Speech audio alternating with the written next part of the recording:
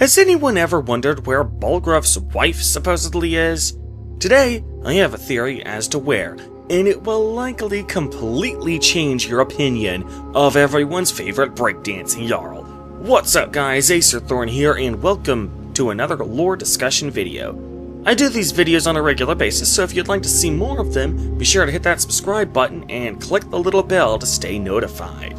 I would like to give credit to a Redditor by the name of KaijuMan257 for coming up with this fan theory. I'll post a link in the description to his fan theory if you're interested. So, for the 100% of you who were watching this video without having played Skyrim before, Jarl Balgruuf the Greater is the Jarl, or ruler, of Whiterun Hold. He is known to care for his people, but he is also known to have a bit of a fiery temper. We should Enough! not... I'll not stand idly by while the dragon burns my hold and slaughters my people. However, we also know that he is a bit of a cheating bastard. Well, not really, but more on that in a minute. We know this from the quest, The Whispering Door, where his son, Nelkir, has the following to say about him. My father doesn't know anything about me, but I know about him more than he might think. That I don't have the same mother as my brother and sister. So the theory goes that Jarl Balgruuf had an affair with his wife, and this affair resulted in Nelkir, an illegitimate child to Balgruuf. However, this dialogue is only available if you do the quest, The Whispering Door, aka the quest for the Daedric Prince Mephala. Bear in mind that, according to official Elder Scrolls lore, Mephala's sphere is secrets, sex, and murder. So a secret love affair seems right up Mephala's alley. So the theory is that Balgruuf's wife found out about the affair and confronted Balgruuf about it. Balgruuf's temper got the worst of him, and in a fit of uncontrolled rage, he sought out the Daedric weapon, the Ebony Blade, to kill his wife with. Bear in mind that the Ebony Blade is strengthened by betrayal. In Skyrim's incarnation of it, it gains power as you use it to slay your own loved ones. Slaying strangers doesn't count, so an act of uxoricide would certainly be what the Ebony Blade was originally designed for. Now, this begs the question, where is the body? I mean, the wife of the Jarl can't be buried without a ton of people knowing about it. Well, if you fast travel to Dragon's Reach, and instead of going inside, you actually take a dip into the moat and check underneath the bridge directly underneath the spot you fast traveled to, you'll see that there's a conspicuous skeleton bobbing around in the moat. There is no in-game explanation as to how this skeleton got there, so could it be that this is the remains of Jarl Balgruuf's wife? Could it be? So once the excitement of the hour had subsided, Balgruuf instantly regretted what he had done, so he set off trying to destroy the Ebony Blade. But as we see from the accompanying journal, the Skyforge couldn't destroy it. So instead, he opted to keep it locked away so that nobody could ever use it for evil ever again. Because literally every other mortal in the history of Tamriel who has tried to keep a Daedric artifact out of the hands of those with malevolent intentions has always succeeded, right?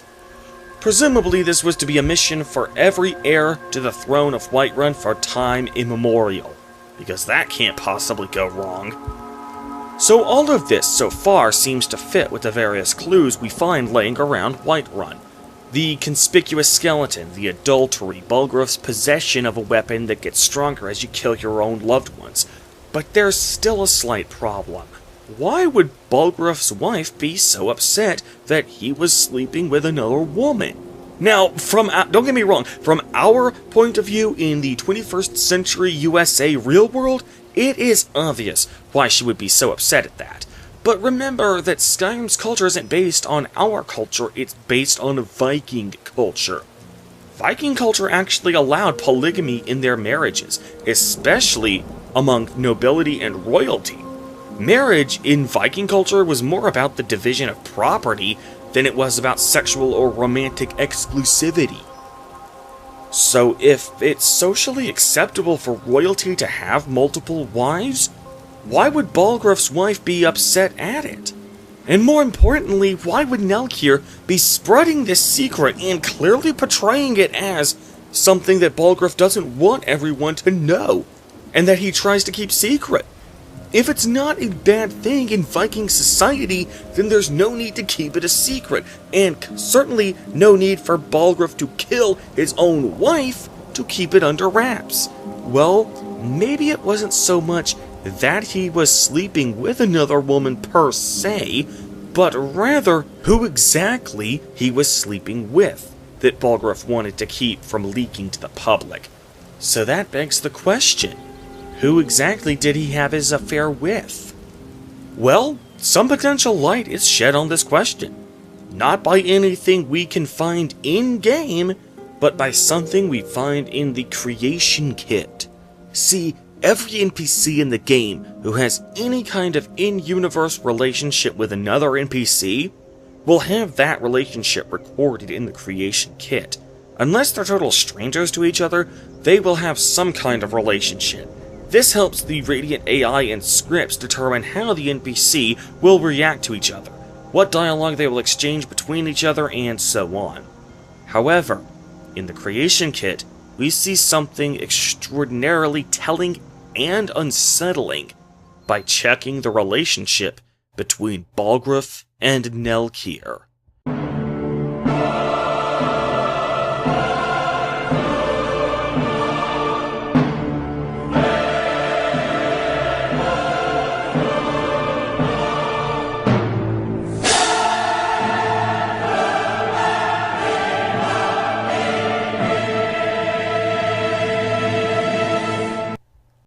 Holy shit. Let me ask you, how exactly is it even possible for your son to also be your brother? The answer is, you have to f*** your own mom. So there you have it, ladies and gentlemen. Balgruuf, most likely under the influence of Mafala, the Daedric Prince of Sex and Secrets, had an affair with his own mom.